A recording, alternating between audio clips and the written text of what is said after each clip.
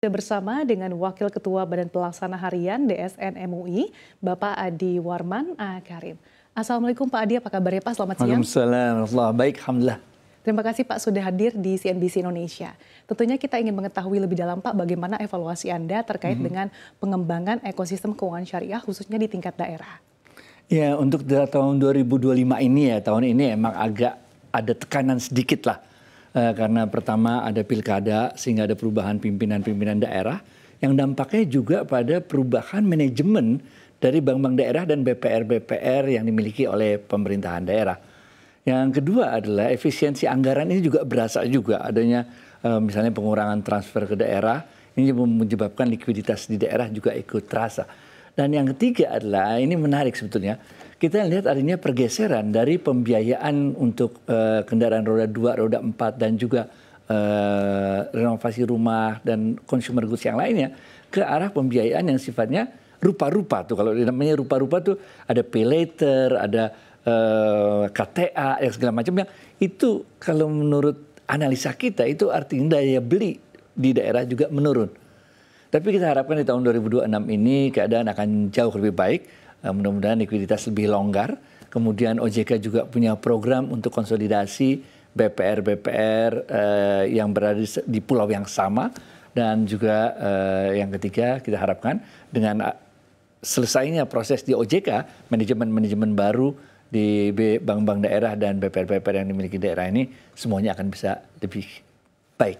Oke. Pak Adi, meskipun tadi Anda katakan ada sejumlah catatan dan juga tantangan begitu ya, tapi kalau untuk pemerataan di daerah, seperti apa sih Pak? Apakah memang sudah merata tersebar di berbagai daerah atau ada perbedaan? Kemudian selain yang Anda sebutkan, tantangan apa lagi sih yang mungkin terkait dengan pengembangan ekosistem syariah ini di tingkat daerah? Jadi karena ini kejadiannya tiba-tiba banyak yang mesti dirubah tuh tahun 2025 tuh.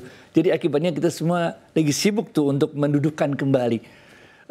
Persoalan kita adalah selain yang udah kita sebutkan tadi, sebetulnya di tahun 2024 itu ada rencana-rencana dari bank-bank daerah dan BPR-BPR daerah itu untuk memperkuat fintech mereka. Bukan fintech, digitalisasi mereka. Supaya mereka bisa menjangkau lebih mudah dengan biaya lebih murah untuk jumlah yang lebih banyak. Benar gak?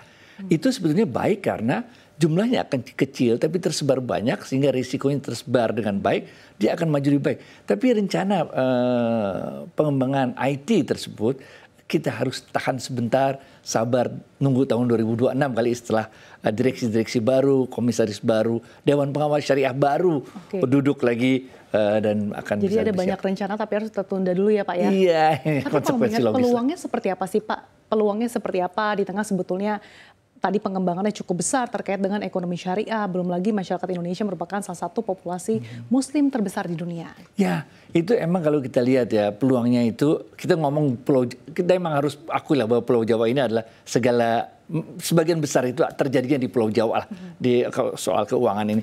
Tapi kita juga lihat ada dua pulau lain yang juga gairahnya luar biasa, yaitu Sumatera dan Sulawesi. Nah, dua pulau ini mempunyai karakteristik yang menurut kita mempunyai peluang-peluang yang sangat besar.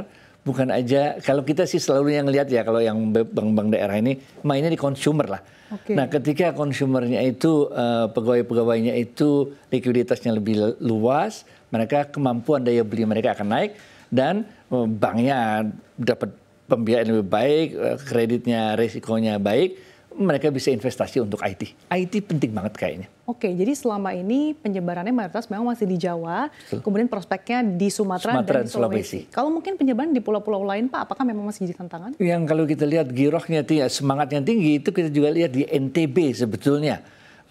To some extent di Kalimantan lah. Tapi Kalimantan ini kita lihat ada di Kalimantan Timur, kemudian Kalimantan Selatan. Dua tempat ini yang juga semangat lah. Oke, kalau terkait dengan pengembangan ekosistem syariah, tentu tidak terlepas dari bagaimana kapasitas SDM, kemudian talentanya. Ini bagaimana kalau Anda lihat peluangnya sejauh ini, apakah memang sudah dimaksimalkan, Pak?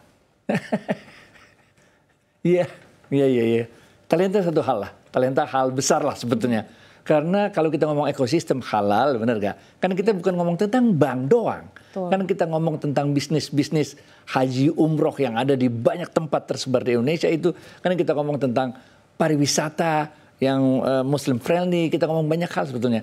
Nah ini belum digarap dengan baik oleh bank-bank daerah karena mereka lebih cenderung untuk memprioritaskan yang aman-aman dulu, yaitu para pegawai potong gaji, sehingga mereka nggak khawatir risiko-risiko yang muncul untuk di tempat-tempat lain.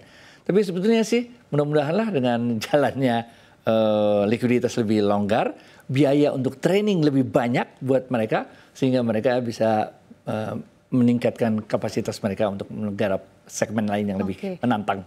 Tadi Pak Adi sampaikan bahwa sejauh ini seperti industri halal, kemudian pariwisata ini belum dioptimalkan. Betul. Nah, dari berbagai banyaknya potensi-potensi sektor-sektor, mana sih Pak yang kira-kira masih bisa dioptimalkan dan yang paling mudah untuk dioptimalkan terlebih dahulu? Kalau menurut data yang kita terima, yang tadi juga dikutip oleh Pak Mirza Aditya Suara, 2 sebetulnya. Pertama, fashion.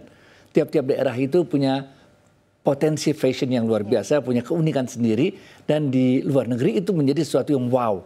Buat orang Indonesia biasa, buat orang luar negeri wow. Yang kedua adalah sektor makanan. Sektor makanan juga luar biasa. Buat orang, kalau kita makan steak kan gitu doang, benar nggak? Tapi kalau masakan Indonesia itu macam-macam sekali. Tantangan kita adalah bagaimana kita bisa membuat makanan-makanan yang biasanya langsung kita makan di tempat, bisa dikonsumsi di tempat lain dengan jangka waktu yang lebih panjang. Artinya packagingnya itu harus baik dan bisa dinikmati dengan mudah, dengan instan. Gimana caranya? Itu yang belum. Kalau dimakan di tempat sih udah asik banget makanan. Tapi begitu kita bawa aja dari Medan ke Jakarta udah berubah tuh rasanya kan. Nah, ini tantangan kita untuk 2 hal, fashion dan makanan sebetulnya. Oke, nah di tengah peluang yang cukup besar, tadi Anda katakan selain kapasitas SDM, kalau terkait dengan peran digitalisasi seperti apa Pak? Lah ya itu tadi.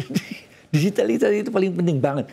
Karena misalnya ya, UMKM-UMKM yang ada di daerah itu, kan dia nggak dikenal. Tapi begitu dia bisa ngerti IT, barangnya itu kan bisa diklik oleh orang di seluruh dunia.